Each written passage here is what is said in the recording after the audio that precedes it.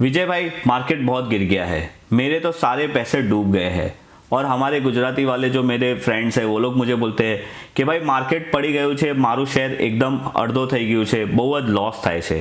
और ऐसी बहुत सारी चीज़ें, जब मार्केट करेक्ट होता है ना तो ऐसे बहुत सारे मैसेज और ऐसे बहुत सारे कॉल्स मुझे आते हैं और बहुत सारे लोग मुझे ऐसे मिलते हैं जो स्टॉक मार्केट में एक्टिवली ट्रेडिंग या इन्वेस्टमेंट कर रहे हैं और वो सब लोग यही एक सेम चीज़ बोलते हैं। तो मैं एक दिन ये सोच रहा था कि मार्केट गिरने पर ऐसा क्या झटका लगता है कि सब लोगों को लॉस होता है और कोई भी मार्केट करेक्शन को कोई भी क्यों प्रॉपर्ली एक्सेप्ट नहीं करता है। तो मैंने ना बहुत सारे लोगों से बात की और मैंने बहुत सारे लोगों को ऑब्जर्व किया, तो मुझे एक बात पता चली कि ये पूरा चक्कर फेवरेटिज्म का है। अभी ये चीज़ क्या होती है, फेवरेटिज्म क्या होता है, ये सब चीज़ मैं आप लोगों को समझाऊंगा और ये वीडियो में मैं आप लोगों को एक जनरल आइडिया भी दे दूंगा कि जब मार्केट करेक्शन करता है तब आप लोगों को कैसे अपने पोर्टफोलियो को संभाल के रखना चाहिए या फिर आप लोगों को कैसे रिएक्ट करना चाहिए।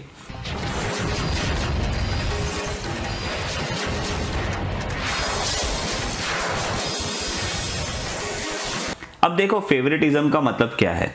अभी कोई भी मार्केट में अगर नया इन्वेस्टर आता है या फिर आप ये ले लो एग्जांपल 2021 का, अभी कोई भी नए इन्वेस्टर को हम लोग बोलेंगे कि बॉस आपका फेवरेट स्टॉक कौन सा था लास्ट ईयर में, तो मोस्टली सारे लोग टाटा मोटर बोलेंगे या तो फिर टाटा स्टील बोलेंगे, राइट। आप में से भी बहुत सारे लोग बोल सकते हो उसका, अच्छा चलो 100% नहीं बट 70% तो यही बोलेंगे। अभी ये इसका मतलब क्या है मैं आप लोगों को समझाता हूँ।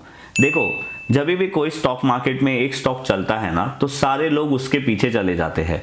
फॉर एग्जाम्पल टाटा मोटर 2020 में या 21 में आप बोल सकते हो कुछ 200 रुपीज़ का प्राइस चल रहा था और 2021 एंड होते होते उसका प्राइस ऑलमोस्ट 500 रुपीज़ तक आ गया था।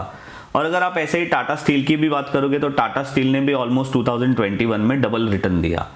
अब जनरली क्या होता है ना, वो पीरियड में जो भी नया इन्वेस्टर आता है तो वो सारे यही सारे स्टॉक्स के बारे में बात करते हैं और उन लोगों का ध्यान भी यही स्टॉक्स के ऊपर जाता है।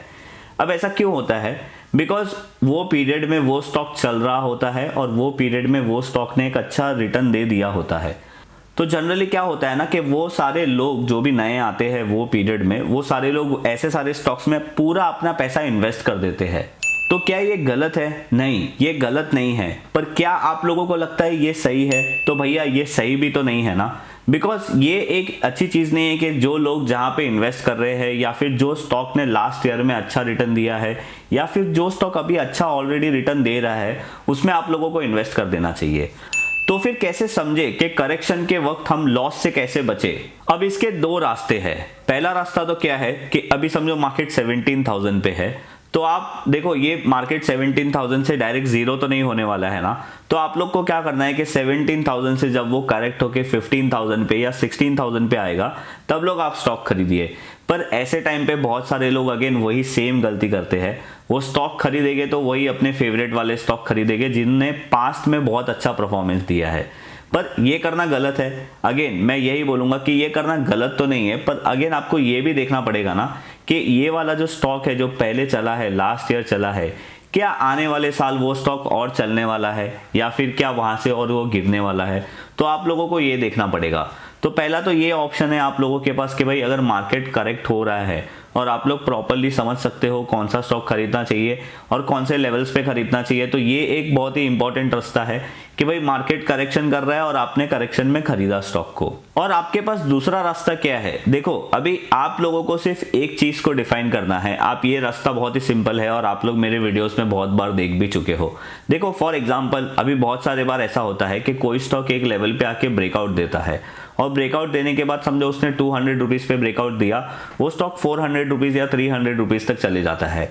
जनरली हमारा ध्यान कहाँ होता है? जब वो स्टॉक ब्रेकआउट देता है और ब्रेकआउट के बाद वो ऊपर होता है तब, क्योंकि वो टाइम पे वो स्टॉक के बारे में बहुत बातें चलती होती है और वो स्टॉक मार्केट में बहुत हॉट होता है कि भाई ये स्टॉक का टारगेट ये आ जाएगा, ये स्टॉक का टारगेट वैसा हो जाएगा।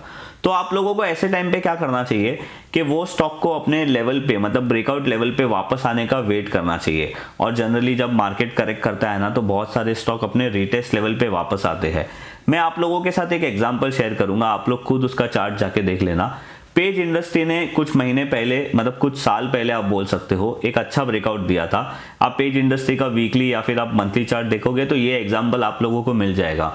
और वापस से because of market correction, because वो सेक्टर में करेक्शन था। तो पेज इंडस्ट्री अपने ब्रेकआउट देने के बाद एक अच्छा रैली दिया और वापस से वो लेवल पे आया था, और उसके बाद वहां पे that was the right time to buy that stock. उसके बाद वो पेज इंडस्ट्री ने वापस से अभी एक लाइफ टाइम हाई मारा है, मेरे ख्याल से अभी पेज इंडस्ट्री 40,000 के आसपास चल रहा है। तो ये वाला एक तरीका बहुत सिंपल है जो हम लोग टेक्निकल एनालिसिस से देख सकते हैं। दूसरा ऑप्शन क्या है, अगर आप फंडामेंटल्स को फॉलो करते हो तो अगर किसी भी स्टॉक का पी आप देखते हो या फिर आप समझ सकते हो कि भाई एज पर पी वो स्टॉक अभी अंडर वैल्यूड है या ओवर वैल्यूड है। देखो जनरली ओवर वैल्यूड स्टॉक है ना, और चलते भी है, पर जब मार्केट करेक्शन होता है तो वो फास्ट गिरते भी है। तो आप लोगों को ये वाला कॉन्सेप्ट ध्यान रखना चाहिए। और भी बहुत सारे कॉन्सेप्ट है अगर हम लोग फंडामेंटल्स की बात करें तो, कि भाई वो स्टॉक प्रॉफिटेबल है कि नहीं है, या वो स्टॉक फिर आप लोगों को डिविडेंड दे रहा है कि नहीं है। आप ये भी देख सकते हो कि उसमें जो प्रमोटर्स है उनकी होल्डिंग क्या है, या फिर आप उसमें बोरोइंग्स का भी रेशियो देख सकते हो। ये बहुत सारी चीज़ें हैं जो आप स्टॉक खरीदने के टाइम पर फंडामेंटल वे में देख सकते हो, और आप लोगों को एक जनरल आइडिया मिल जाएगा कि ये स्टॉक अभी अंडर वैल्यूड है या ओवर वैल्यूड है। तो पहला रास्ता तो मैंने आप लोगों को बता दिया कि भाई जब मार्केट करेक्ट करेगा, समझो 17,000 से 15,000 तक, तब वो टाइम पे आप लोगों को किसी अच्छे स्टॉक को खरीदना है। और सेकंड रास्ता मैंने आप लोगों को बता दिया कि भाई अगर कोई स्टॉक अपने बहुत ही इंपॉर्टेंट लेवल पे आ रहा है टेक्निकल बेसिस पे, फॉर एग्जांपल रीटेस्ट बेसिस पे, या फिर बहुत ही एक इंपॉर्टेंट सपोर्ट एरिया में आ रहा है on the basis of technical, और मैंने आप लोगों को सेकंड मतलब सॉल्यूशन में ही आप लोगों को और एक रास्ता बताया था फंडामेंटल वाला। आप लोग अगर फंडामेंटल एनालिसिस को प्रॉपर फॉलो करते हो, आप लोगों को ज़्यादा नॉलेज है, तो आप लोगों को अंडर वैल्यूड और ओवर वैल्यूड स्टॉक को प्रॉपरली आइडेंटिफाई करना होगा, और मार्केट करेक्शन में ऐसे स्टॉक्स को खरीदने का प्रॉपर फायदा उठाना होगा। अगर आप लोग ये समझ गए तो आपके पोर्टफोलियो को मार्केट करेक्शन में डरने की जरूरत नहीं पड़ेगी। सो डाइवर्सिफाई करने का मतलब ये नहीं होता है कि आपको अपने अकाउंट में बहुत सारे अलग अलग सेक्टर के स्टॉक्स खरीदने चाहिए। अगर आप लोग ये वीडियो में समझ गए होंगे कि भाई डाइवर्सिफाई का मतलब ये भी होता है कि भाई कौन सा स्टॉक अभी ओवर वैल्यूड है, कौन सा स्टॉक अभी अंडर वैल्यूड है, कौन सा स्टॉक अभी टेक्निकली बहुत इंपॉर्टेंट रीटेस्ट लेवल पे है, और कौन सा स्टॉक अभी टेक्निकली बहुत ही ब्रेकआउट के ऊपर के लेवल पे है, जहां पे आप परचेस करके एक अगर मार्केट करेक्ट हुआ तो शायद वहां पे आपको लॉस हो सकता है। तो ये तरीके से भी आप अपने पोर्टफोलियो को डाइवर्सिफाई कर सकते हो। जुड़िए मेरे साथ और सीखिए स्ट्रेस फ्री इन्वेस्टिंग क्या होता है। अगर आप लोगों को ये वीडियो मेरा पसंद आया तो आप मेरे वीडियो को लाइक और शेयर कर सकते हो। अगर आप मेरे चैनल पे नए हो तो आप मेरे चैनल को सब्सक्राइब कर सकते हो। हम लोग मिलेंगे कोई ऐसे ही नेक्स्ट वीडियो में, तब तक के लिए बाय बाय।